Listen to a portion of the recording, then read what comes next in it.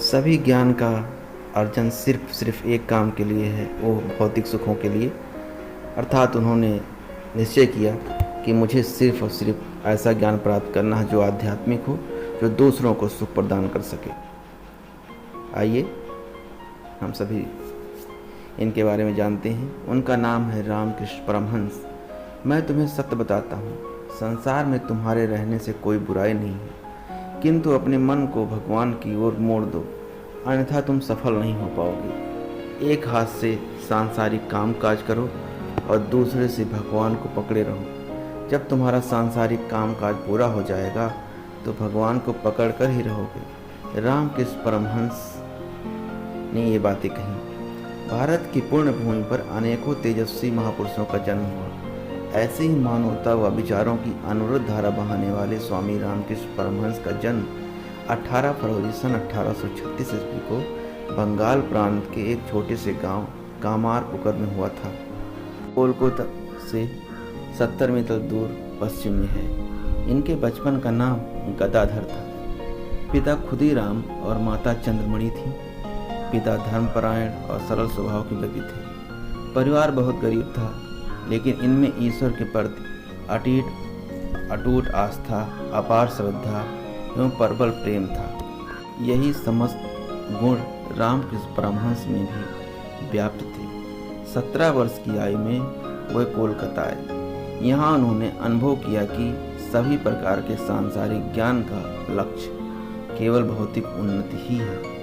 अतः उन्होंने मन ही मन संकल्प किया कि वे अपने जीवन केवल आध्यात्मिक ज्ञान की उपलब्धि में ही लगाएंगे, जिससे शाश्वत शांति की प्राप्ति निश्चित रूप से हो सके। शाश्वत मतलब अनिश्चित काल के लिए। अल्प समय के भीतर ही वह दक्षिणेश्वर स्थित काली मंदिर के पुजारी बन गए। रामकृष्ण दिन रात साधना में लीन रहते। इनकी भक्ति को देखकर सभी आश्चर्य करते थे। रामकृष्ण दैवी शक्ति की भक्ति माँ के रूप में करते थे। वे एक बच्चे की भांति माँ की याद में तड़पते और रोदन करने लगते थे। इसी भक्ति के कारण वे पूरे गांव में प्रसिद्ध थे। दूर दूर से लोग उनके दर्शन को आते थे। इसी समय रामकृष्ण को गुरु के रूप में एक महान संत, जिनका नाम तोताराम जी था, उनसे मिले, जिनके सानिध्य में इन्हें दैवी दर्शन एवं ज्ञान की प्राप्ति हुई। अब वह शांति, जिसे वो शाश्वत शांति कहते हैं, की अवस्था में थे।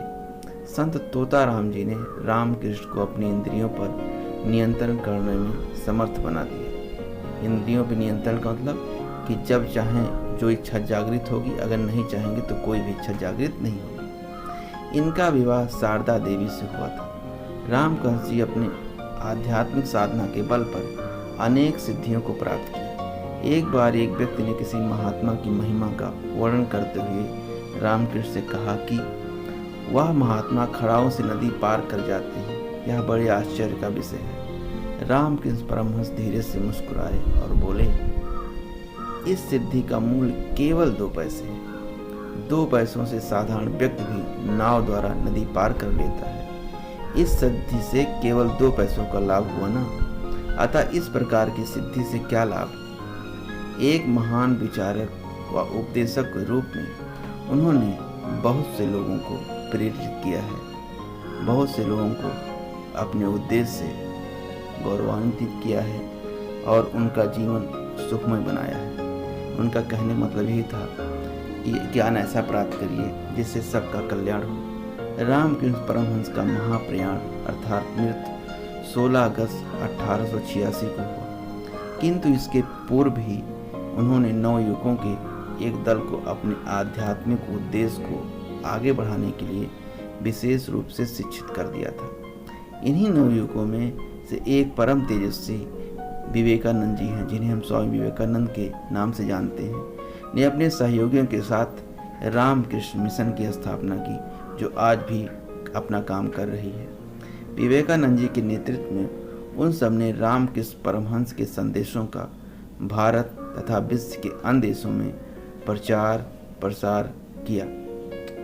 उधर इस प्रचार प्रसार से इनकी ख्याति चारों तरफ फैल गई और इनके नेतृत्व में उन सब ने रामकृष्ण परमहंस के संदेशों को भारत तथा विश्व के अन्य देशों में प्रचार किया तथा विश्व पटल पर भारत को इनके संदेशों के द्वारा गौरवान्वित किया। इस मिशन को वर्ष 1958 में भारत सरकार द्वारा गांधी शांति पुरस्कार से भी सम्मानित किया जा चुका है। रामकृष्ण परमहंस के कई ऐसे अनमोल वचन हैं जो मनुष्य को जीवन का सही मार्ग दिखाते हैं। आइए देखते हैं वो कौन कौन से वचन हैं जो हमारे लिए, हमारे जीवन के लिए, हम सब के लिए बहुत ही उपयोगी है। पहला है, कर्म के लिए भक्ति का आधार होना आवश्यक है। अर्थात कोई भी काम करें तो उसमें भक्ति होनी चाहिए, मतलब उस काम को डूब के करना चाहिए। दूसरा, उसका जन्म व्यर्थ है, मतलब खराब है या व्यर्थ है, जो दुर्लभ मानव जन्म पाकर भी इसी जीवन में भगवान को पाने की चेष्टा नहीं करता। अर्थात मानव जीवन पाना बहुत दुर्लभ है और भगवान की पाने की चेष्टा हमको इसी जन्म में करनी चाहिए। जिसने आध्यात्मिक ज्ञान प्राप्त कर लिया उस पर काम और लोभ का विष नहीं चढ़ता। अर्थात जिसने आध्यात्मिक या भक्ति का ज्ञान प्राप्त कर लिया है उस पर कभी कोई वासना जो है हावी नहीं होती है और वो सदैव जो है वासना विरक्त रहता है। जहाँ हवा चलने लगे तो पंखा छोड़ देना चाहिए, परंतु ईश्वर की कृपा दृष्टि जब होने लगे तो प्रार्थना तपस्या नहीं छोड़नी चाहिए। अर्थात जब हवा चलती है तो हमें पंखा नहीं झलना चाहिए, बल्कि हवा चलती है तो पंखे को जरूरत नहीं। लेकिन जब कभी आपके ऊपर ईश्वर कृपा करे तो हमको और ईश्वर की भक्ति करनी चाहिए, ना कि उस समय ईश्वर की भक्ति छोड़ देनी चाहिए। नेक्स्ट है, यदि तुम ईश्वर की दी गई शक्तियों का सदुपयोग नहीं करोगे तो वह अधिक नहीं देगा। अर्थात इस कृपा से योग बनने के लिए भी पुरुषार्थ चाहिए। अर्थात हमको जो शक्तियाँ ईश्वर ने दी हैं, अगर हम उसका उपयोग नहीं करेंगे तो ईश्वर फिर हमें आगे और शक्तियाँ नहीं देगा, क्योंकि उसको लगेगा कि जो दी गई शक्तियाँ ही उपयोग नहीं कर पाता, उसको और शक्ति देना आवश्यक नहीं है। अर्थात हम जितना ज़्यादा मेहनत करेंगे हमें उतनी ज़्यादा ईश्वर शक्ति प्रदान करेगा। पानी और उसका बुलबुला एक ही चीज़ है, उसी प्रकार जीवात्मा और परमात्मा एक ही चीज़ है। जैसे पानी से पानी का बुलबुला बनता है, उसी तरह से इन्होंने कहा कि हमारे ही अंदर परमात्मा निवास करता है और परमात्मा का ही एक भाग हम हैं या जीवात्मा है। नेक्स्ट उन्होंने कहा, मैले शीशे में सिर्फ सूर्य की किरणों का प्रतिबिंब नहीं पड़ता, उसी प्रकार जिनका अंतःकरण मलिन और अपवित्र है उनके हृदय में ईश्वर के प्रकाश का प्रतिबिंब नहीं पड़ सकता। अर्थात जैसे अगर शीशा गंदा हो तो आपको उसमें कोई तस्वीर नहीं दिखाई पड़ती है, उसी तरह इनका कहना है कि अगर हमारा हृदय अच्छा नहीं है तो उसमें हमारे अंदर भक्ति जागृत नहीं होगी, ईश्वर के प्रति विश्वास उत्पन्न नहीं हो पाएगा और ईश्वर हमारे ऊपर कृपा नहीं कर पाएंगे। मैं भौतिक सुखों को प्रदान करने वाली विद्या नहीं चाहता हूँ, मैं उस विद्या को चाहता हूँ जिससे हृदय में ज्ञान का उदय होता है। अर्थात ऐसे ज्ञान की कामना इन्हें नहीं है जिस ज्ञान को प्राप्त करने से कोई भौतिक सुख मिल जाए, जिससे आपको आराम मिल जाए, बल्कि ऐसे ज्ञान की प्राप्ति करनी चाहिए जिससे आपके अंदर का हृदय खूबसूरत हो जाए, उससे दूसरों को फायदा मिले, दूसरे उससे ज्ञानवान्वित हों, लाभान्वित हों। ऐसा ज्ञान हमको चाहिए या सीखना चाहिए। स्वामी जी आचरण की शुद्धता पर बल देते हैं, अर्थात हमें अपना आचरण अच्छा रखना चाहिए। उन्होंने अपने आचरण से समाज को सदैव दिशा प्रदान की। वह जातिवाद एवं धार्मिक पक्षपात के मुखर विरोधी थे। इनका अभिमत था कि निस्वार्थ कर्म, आध्यात्मिक गुण, ऊंचे आदर्श, दया, पवित्रता, प्रेम और भक्ति ही मनुष्य को चेतना के ऊंचे स्तर पर ले जाती है। रामकृष्ण परमहंस जी का अंतर्मन अत्यंत निश्चल, सहज और विनयशील था। इनकी बाल सुलभ सरलता और मंत्र मुस्कान से हर कोई आकर्षित हो जाता था। रामकृष्ण परमहंस द्वारा स्थापित बेलूर मठ हम भारतीयों की प्रेरणा का जीवंत रूप है। आज भी रामकृष्ण जी के विचार व उपदेश हम सभी भारतवासियों को अनुप्राणित कर रहे हैं। उनके बारे में गांधी जी का अभिमत था। रामकृष्ण परमहंस का जीवन चरित्र धर्म के आचरण का व्यवहारिक विवरण है। उनका जीवन हमारे लिए ईश्वर की शक्ति प्रदान करता है।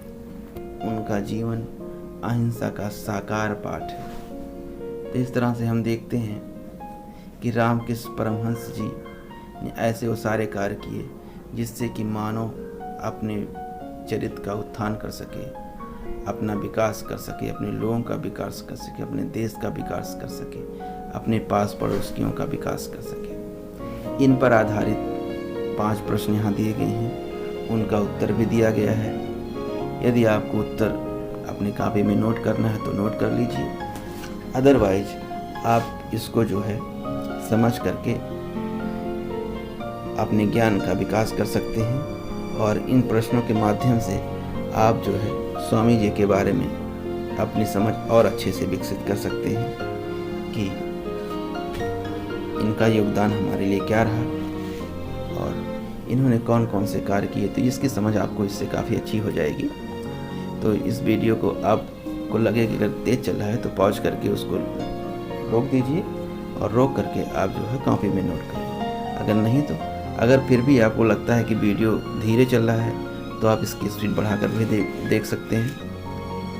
और यदि वीडियो आपको अच्छा लगा है तो अपने दोस्तों को शेयर करिए, लाइक करिए। यदि आपको वीडियो में कहीं कोई खराबी लगी, जहाँ पे आपको लगता है कि इसमें कुछ सुधार होना चाहिए, तो आप कमेंट बॉक्स में उसको मेंशन करिए। यदि चैनल आपने अभी तक सब्सक्राइब नहीं किया है तो चैनल को ज़रूर सब्सक्राइब कर लीजिए ताकि जल्दी से जल्दी आपको वीडियो मिल जाए। वीडियो देखने के लिए आपको हृदय से बहुत बहुत धन्यवाद।